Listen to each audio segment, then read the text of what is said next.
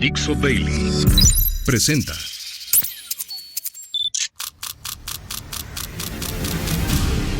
La Vuelta al Mundo en unos minutos.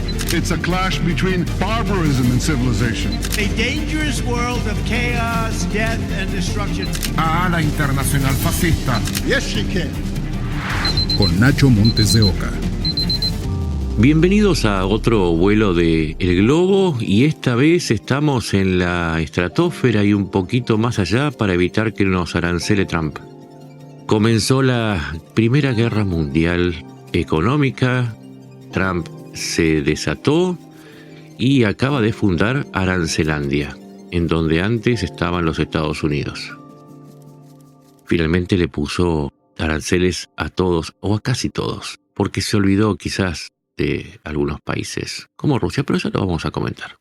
Las tarifas van desde cerca de un 50% al 10% a todos los productos. No hay nadie que se salve. No se salvan ni siquiera los pingüinos de las islas remotas en el fondo del Índico, allá abajo, casi en la Antártida, ni la isla de Navidad, donde se supone que Papá Noel está preparando nuestros regalos, que seguramente también van a ser arancelados.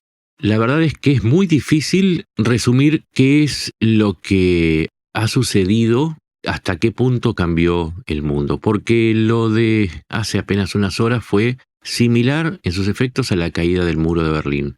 Y si hubo una caída en Berlín que terminó con la era soviética, terminó con el capitalismo, terminó con el libre mercado y terminó con la globalización, por lo menos desde Estados Unidos, que representa el 26% del PBI del mundo. Y esta era se termina levantando un muro de aranceles.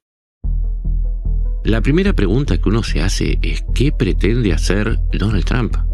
Porque es fácil pensar que está absolutamente loco, es una explicación rápida, pero no alcanza. Vamos a intentar explicar qué es lo que busca el presidente de Estados Unidos. En primer lugar, proteger a su industria. Trump supone que va a empezar a fabricar una enorme variedad de productos y los que ya producía los va a fabricar en mayor escala. Por ejemplo, que si su público consumía 16.5 millones de automóviles, de los cuales unos 6.5 millones eran importados, de pronto la industria norteamericana va a ser capaz de fabricar ese 65% más adicional, porque claro, como va a ser un 20% más caro importarlos desde los países desde donde se traen, donde se compran, como Alemania, Francia, Eslovaquia, Suecia. De esa manera se supone que va a generar más puestos de trabajo. Al encarecer el acero y el aluminio, las minas de bauxita para fabricar el aluminio van a hacerse mucho más productivas, o se van a explorar nuevos yacimientos, lo mismo con el hierro y un larguísimo etcétera. La segunda idea es que a partir de esta protección, Estados Unidos va a generar una cantidad que va a ser, en principio, de $100.000 millones anuales en impuestos a los productos importados. Los aranceles son eso, son un impuesto. Y que a partir de ese dinero van a generar una cantidad suficiente de capital como para poder bajar los impuestos internos, y con eso van a hacer más competitiva a las industrias y más baratos a sus productos internamente.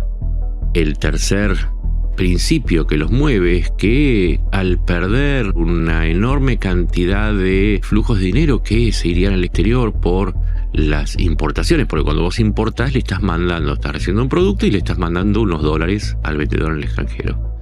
Van a reducir el déficit, y con esto, junto con un ajuste monumental en el Estado de unos 3.2 billones de dólares, van a poder hacer frente al otro gran riesgo que tiene la economía estadounidense, que es una deuda pública de 32 billones de dólares. 32 millones de millones. Si estuvieses en Estados Unidos dirías trillones, pero son billones, ¿sí? 32 billones. Mucho más que su PBI, que es de 27 billones de dólares. ¿Cuál es el problema de esta deuda? Y es que genera intereses, ¿sí? Un 4,5% anual, con lo cual se está creando una cantidad monumental de dinero. Estamos hablando de 32 billones al 4,5%. Imaginen la cantidad de dólares que se meten en el mercado solamente en los intereses. y tiene que pagar 7,6 billones a corto plazo. Y esos billones que tiene que pagar los tiene que sacar de un lado y se supone que va a ser una mezcla de lo que recogen los aranceles más el ahorro que conseguiría cerrando oficinas, echando empleados. De eso se encarga Elon Musk. ¿Cuál es el problema? Y acá vamos a empezar con los problemas. Sabemos cuál es el plan de Trump. El problema es que un país no produce todo lo que consume. ¿Ustedes se imaginan cómo pueden hacer los bolivianos, por ejemplo, para producir atún? ¿Cómo hacen los esquimales para producir su propia carne de vaca? ¿De dónde sale el café que toman los norteamericanos? Y toman mucho. ¿Dónde están los cafetales de Estados Unidos? No los hay porque no da el clima, no da la tierra. No existe la posibilidad. De la misma manera que, explíqueme a alguien, ¿dónde están los aviones que necesita Lesoto? ¿Dónde los fabrica? ¿O los automóviles que necesita Nicaragua? Sencillamente no los puede fabricar. Ningún país puede fabricar todo lo que consume. Entonces estás obligado a comprar afuera. Lo mismo sucede con el aluminio, con el acero. El aluminio, el 50%, la mitad de todo el aluminio que consume Estados Unidos, y es el gran consumidor después de China, la mitad viene de afuera. Entonces estás obligado a pagar ese arancel. Con lo cual, si es un impuesto que se paga cuando entra el producto, lo paga el importador, no lo paga el vendedor, lo paga el importador, eso va directamente al precio. Entonces todo lo que esté producido afuera va a ser un 20, un 10, hasta un 35% más caro, o un 46% si le compras un iPhone producido en Vietnam. ¿Por qué Vietnam le pusieron el 46%? ¿Y eso qué implica? Que va a haber inflación. Se estima que cada hogar va a tener que pagar entre $2.500 y $4.000 más por todos los productos que consume por año. Y si hay inflación, ¿qué es lo que tiene que hacer la Reserva Federal, que es la que pone las tasas de interés de referencia? Tiene que mantener las tasas altas, porque si no están altas, la gente saca el dinero del banco, no le rinde y se va a otros valores. ¿Los puede poner en la bolsa? No, debido a que se supone que va a haber un shock productivo o que la economía va a entrar en problemas y la gente va a tener menos dinero, hasta el momento se han caído las bolsas, casi un 10% en conjunto. No importa, miras el Dow Jones, miras el Nasdaq o el S&P 500, vas al S&P 500 futuros, es decir, los negocios a futuro, y cayeron también. Se ha perdido la confianza. Entonces, ¿el dinero dónde va a ir? Va a ir a los bancos, va a ir a un plazo fijo, va a ir a buscar valor. Al oro no, porque sigue subiendo. Entonces, no te sirve. Además, ha dejado de subir precisamente porque la gente ya no tiene ese excedente. Y entonces la Reserva Federal dice, no voy a bajar los tipos de cambio, la tasa de referencia. Entonces el crédito sigue siendo caro. Y si vos te endeudas con un crédito caro, entonces eso va a la inflación. Claro, Trump dice, no, yo necesito que bajen la tasa de referencia de los créditos, porque esa tasa de referencia es la que yo tengo que pagar con mi deuda externa, que es monumental. Y la Reserva Federal le dice, pero es que si yo bajo las tasas de interés, estaría regalando el dinero, porque los bancos tendrían que prestar dinero por debajo del monto de la inflación. Explicado de una manera más fácil, la tasa de referencia es no solamente para traer dinero, sino que siempre tiene que estar un poquito por arriba de la inflación para que la expectativa de la gente de conservar el valor de su dinero haga que la mantenga en el banco. Pero si el banco tiene una tasa de interés que es menor al de la inflación, el negocio es sencillo. Yo pido un crédito y total lo voy a pagar con inflación. Entonces los bancos quebrarían. Para ser claros, no tiene solución. Si se insiste con las tarifas, con los aranceles, la inflación va a subir. Si la inflación sube, Estados Unidos entra en problemas. Si baja las tasas de interés para poder hacer frente y poder decir dinero más barato, crédito para que la industria se acomode a este nuevo escenario, los bancos quiebran. Y no hay dónde ir. En consecuencia, si la economía más grande del mundo entró en una serie de turbulencias, que es lo que te explico que pasó con las bolsas, si se perdieron 4 billones de dólares de riqueza en la caída de las bolsas, de los diferentes indicadores, 4 billones de dólares es más que el PBI de cualquier país de América Latina, te aviso, es muchísimo dinero. Para darte una referencia, el PBI de Argentina, que es uno de los más grandes, es de 600.000 millones de dólares. Pero se perdieron más de 4 billones desde que Trump empezó la guerra tarifaria. Y el mundo entonces está en problemas, porque es la economía más grande del mundo. Y también vos estás en problemas, te cuento. Tu país está en problemas. Porque sucede que esa tasa de referencia que pone Estados Unidos y que tiene que ver con su deuda, que es lo que pagan intereses, es la misma tasa de referencia que tu país paga por la deuda que toma tu país o las empresas en el exterior. Es decir, que si tu país tiene una deuda externa de 100.000 millones de dólares, si la tasa es del 3%, va a pagar de interés 3.000 millones, pero si sube a 4, paga 4.000. Y el problema es que tiende a subir la tasa. Es decir, el dinero se hace más caro. Y si hay inflación, ¿qué es lo que sucede? Suben los productos. Y si además están arancelados, suben todos los productos. Es decir, que hay inflación mundial. Y esa inflación mundial se suma a los intereses que paga tu deuda, o sea, la deuda de tu país. Entonces es posible que además de tener inflación en tu país, porque la inflación se contagia, pues todos estamos interrelacionados, tu país de pronto tenga que pagar mucho más dinero por el dinero prestado y mucho más dinero por los productos que importa. Y a la vez, como hay un nacionalismo económico que te pone aranceles, que van a competir con los productos de Estados Unidos, todos los ingresos que vos calculabas que ibas a tener por venderle a Estados Unidos tiendan a disminuir.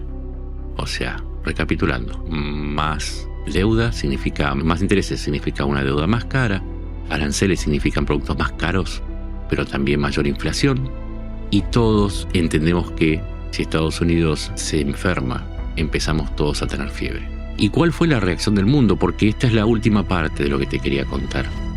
Te voy a contar un secreto. Estados Unidos y Trump tienen alrededor al mundo. No deciden por ellos mismos. No son el centro del universo. De hecho, son la cuarta parte del mundo. Y el mundo reaccionó. Y acá viene la parte más complicada. Porque todo lo que estuvimos hablando son números, es economía. Pero el mundo va a cambiar a partir de este momento. Porque todos los países empiezan a realinearse políticamente a partir de la decisión de Trump. Te voy a poner un ejemplo. China, a través de Corea del Norte, eran enemigos acérrimos de Corea del Sur. Obviamente Corea del Norte y Corea del Sur son enemigos. El gran soporte era China. Y Corea del Norte también amenazaba a Japón. China, Japón y Corea del Sur acaban de firmar un acuerdo para coordinar una respuesta frente a los aranceles de Trump. Los enemigos históricos se han unido. Eso es un realineamiento político. La Unión Europea le ha dicho ya a Estados Unidos que le va a aplicar aranceles por 28.000 millones de dólares y un arancel general del 20%, además de gravar todas las importaciones tecnológicas que hace hacia el continente. Estamos hablando de 1.2 billones de dólares en aranceles de represalia. China le acaba de imponer 34% de aranceles a los Estados Unidos, además de una serie de penalizaciones a sus empresas, a las empresas de Estados Unidos en el mercado chino. Y así como todo el mundo comercia con Estados Unidos, también todo el mundo comercia con China. Y el resto de los países, unidos a través de los BRICS, están generando una respuesta conjunta. Básicamente van a intentar abandonar ahora más que nunca el dólar y empezar a usar otra moneda, el yuan, una moneda que creen. América Latina, por supuesto, mira y espera. Mientras muchos dirigentes dicen, uy, tengo un montón de suerte, a mí me super considera Trump, me puso solamente un 10%, soy la niña de los ojos de Trump. El problema es que tiene como 25 niñas en la región. A todos les puso el 10%, no se mientan. No hay nadie especial. Acá todos vamos a ser alcanzados por una guerra tarifaria iniciada unilateralmente por Trump con la idea de hacer grande América de nuevo. La pregunta es, ¿de tan grande que va a ser? ¿Dónde se va a meter? Porque el mundo ya empezó a contestarle, no al lugar. Y lo más probable es que no se termine el libre comercio en el mundo con el aislacionismo y esta intervención, este impuestazo de Trump al comercio internacional. Es probable que caiga el comercio internacional, que suban algunos precios, pero que baje por sobre todo las compras y ventas por esta interferencia. Pero el mundo va a seguir. Probablemente el mundo, esas 3/4 partes, el resto, y por eso te decía que es importante no centrarse solamente en lo que hace Trump o Estados Unidos. Las 3/4 partes que quedan del mundo, por lo menos por lo que se ve hasta ahora, han decidido proteger sus intercambios y no ponerse barreras arancelarias.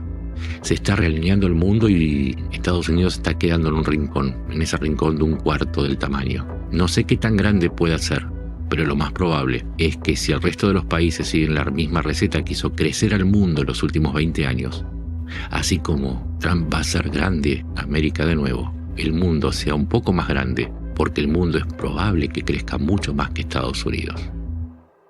Y ese es el pronóstico que hacen por lo menos los especialistas. Estados Unidos ha decidido pegarse un tiro en el pie y nosotros le decimos, si querés una venda, ahora va con un arancel del 10% por lo menos en represalia. Mi nombre es Ignacio Montes de Oca, estoy por ahora libre de aranceles. Esto es El Globo. Me puedes encontrar en X en @NachoMDEO o en Blue Sky como Nacho Montes de Oca. Y vamos a seguir contándote hasta qué punto está cambiando el mundo. Sos un observador privilegiado. Sos a la vez víctima de esta guerra, pero también alguien que puede observar y aprender qué es lo que sucede con las ideologías y con la economía y hasta qué punto el mundo te tiene rodeado y no va a dejar de influirte. Nos encontramos en la próxima. Muchas gracias.